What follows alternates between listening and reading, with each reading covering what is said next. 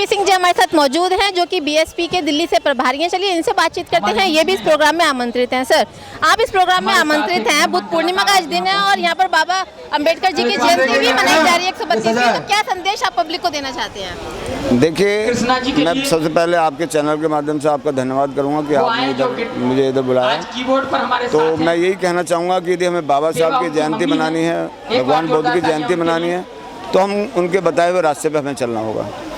जब तक हम उनके बताए हुए रास्ते पे नहीं चलेंगे, इस समाज का भला नहीं होने वाला।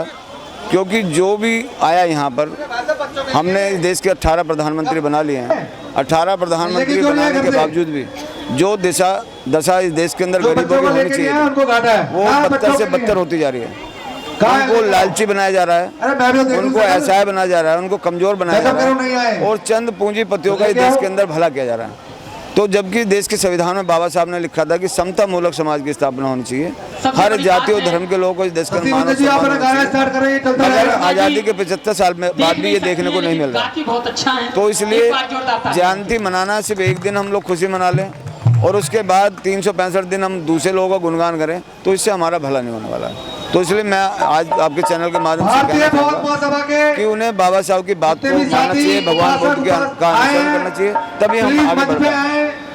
सर, बाबा साहब ने जाति पाति का जो भेदभाव था उसको खत्म किया, लेकिन हमारे देश में आज भी जाति का भेदभाव देखा जाता है। तो इस बारे में क्या नहीं, देखिए, बाबा साहब उस समय भी यही बात कर रहे थे कि इस देश के अंदर जातियाँ खत्म होनी चाहिए। मगर जो ये व्यवस्था है, जो इस देश की व्यवस्था है, जिसमें ब्राह्मण ऊपर है, क्षत्रिय है, वैश्य है, चौथा वर्ण शूद्र है, तो वो लोग इसे टिकाए रखना चाहते हैं। क्योंकि इससे उनका भला हो रहा है, इनसे गरीबों का भला नहीं हो रहा, इनसे उनका भला हो रहा है। क्योंकि वो लोग आज भी हर उस मुकाम पर हैं जहाँ पर उनके पास संख्या नहीं है, मगर संख्या इन गरीबों की ज़्यादा है।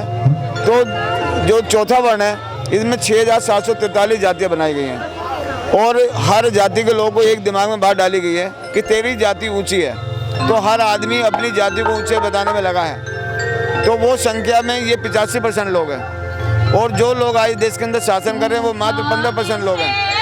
तो ये लोग बटे रहें, ये जातियों में बटे रहें, तो उनका भला होगा। तो इसलिए वो इस व्यवस्था को ख़त्म नहीं करना चाहते। मगर बाबा साहब उसी समय चाहते थे, कांसी राम साहब ने भी इसीलिए बहुजन का कॉन्सेप्ट लेके आए कि बहुजनों को एक होना होगा, तभी हमारा भला होगा।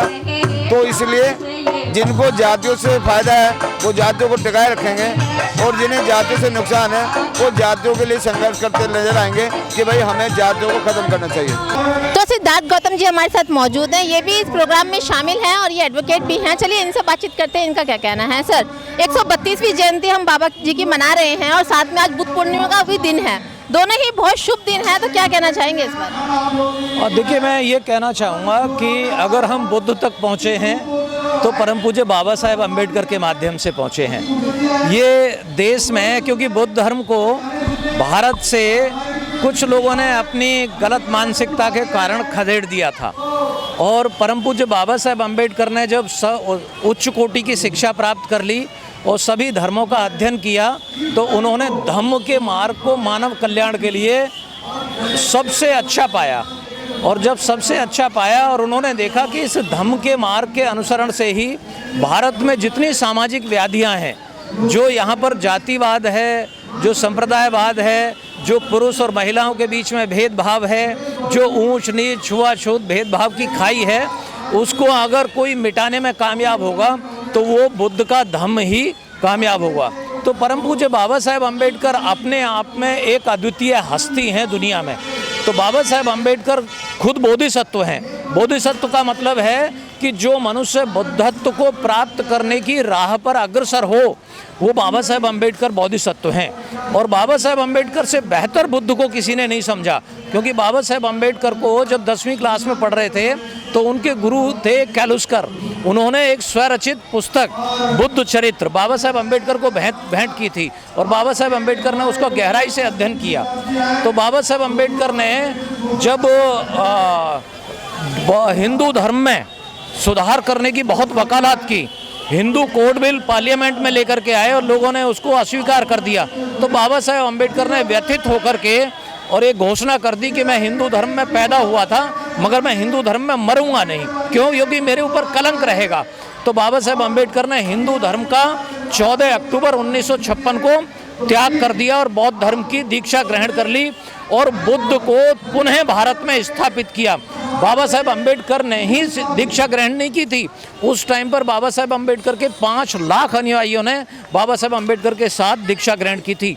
और आज भारत में लगभग 21 करोड़ धम्म के मार्ग पर चलने वाले बाबा साहेब अम्बेडकर के अनुयायी हैं, 21 करोड़।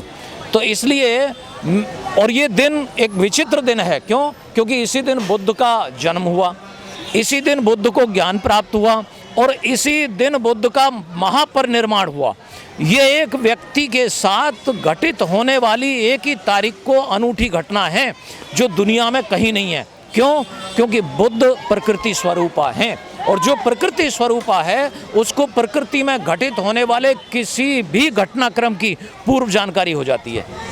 इसलिए सम्यक संबुद्ध का जो जन्म है और बुद्धत्व प्राप्त करने का दिन है और महापरिनिर्वाण का दिन है, ये आज त्रिविध जो बुद्ध पूर्णिमा है, ये दुनिया के लिए पवित्रतम एक पर्व है। और भगवान गौतम बुद्ध ने जो समता, मैत्री, भाईचारे का, दया, करुणा, प्रेम का जो संदेश दुनिया को दिया, वो सबको रास आया।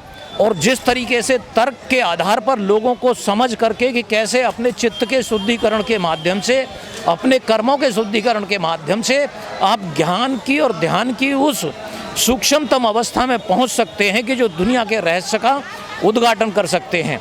तो बुद्ध ने उस मार्ग का अनुसंधान किया और बुद्ध ने वो मार्ग दिया और उसी मार्ग का अनुसरण करके आज 44 देश दुनिया में अपना कल्याण कर रहे हैं। और अगर भारत को भी विश्व शक्ति, विश्व गुरु बने रहना है तो धम्म के मार्ग पर आना चाहिए। और मैं आज इस पर्व पर आप सबको और देश दुनिया के लोगों को इस मंगल पर्व की कामना कहना चाहेंगे आज के मौके पर। आज का जो कार्यक्रम रहा है वो बहुत ही ऐतिहासिक रहा जी। हजारों की संख्या में महिलाएं, बच्चे और पुरुष 132वीं जयंती को बहुत ही धूमधाम से मनाया और यहाँ की जो कमेटी है उन्होंने बढ़ चढ़ के भाग लिया।